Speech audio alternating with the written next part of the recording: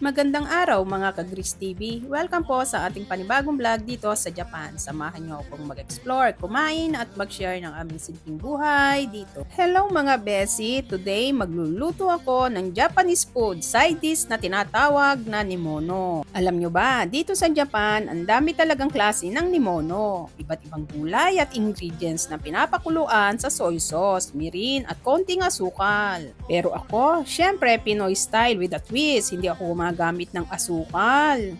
At ayan mga besi, pinagsama-sama ko ang 8 klase ng ingredients. May dried mushroom na binabad ko muna sa tubig para lumambot. May bamboo shoots, shiitake mushrooms, carrots, bordeaux roots, chikwa, kunyako at ilang pang veggies na may good vibes sa katawan. Habang hinihiwa ko sila isa-isa, napaisip ako, ang nimono parang buhay din, iba't ibang sangkap, iba't ibang lasa.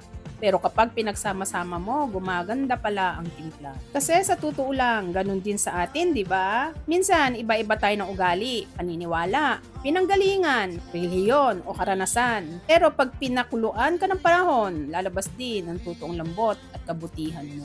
Ito naman, health benefits ng mga sangkap natin. Dried mushroom and shiitake, rich in vitamins, pampababa ng kolesterol at pampalakas ng immune system. Bamboo shoots, low calorie, kaya perfect sa gustong healthy at slim. Carrots, pampaganda ng skin, parang natural glow up.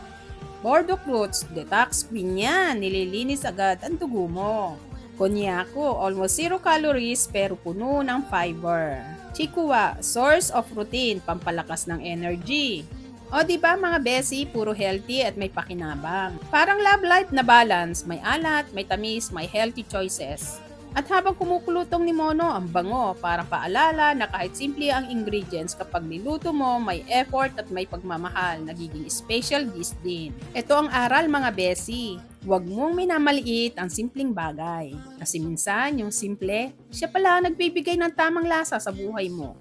Katulad ng nimono, walang halong arte pero puno ng sustansya at pagmamahal. Sa dami ng sangkap ng buhay, minsan kailangan mo lang ay init, tiyaga at tamang timpla para lumabas ang tunay mong lasa. Ako nga pala si Gris TV and this is your Kilig Hugot and Healing mula dito sa Japan. Don't forget to like, share, and subscribe. Kita-kits sa next adventure.